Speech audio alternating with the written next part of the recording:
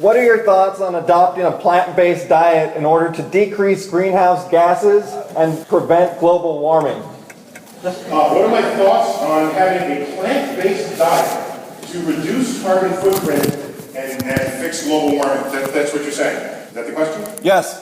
Yeah, so there's no doubt about it. If everyone became vegetarian overnight, you would reduce the carbon footprint. But generally, so the biggest part of the carbon footprint is transporting food.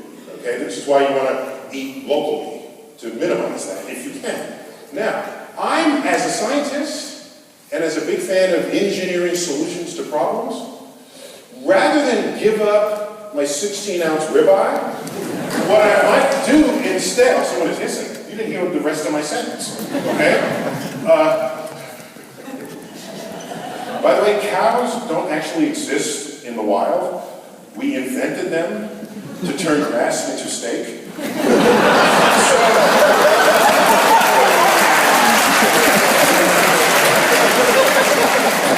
We genetically manufactured cows. Just the way we genetically we created dogs. There are no dogs, they're wolves. And we said, wolf, you might bite me. Let me mess with your DNA and turn you into a lap dog. So what was I talking about? So what I'm thinking is, what I'd rather do is invent a way, perhaps, to scrub CO2 out of the atmosphere. So that we can bury it from whence it came. And that would be a solution where not much else actually has to change.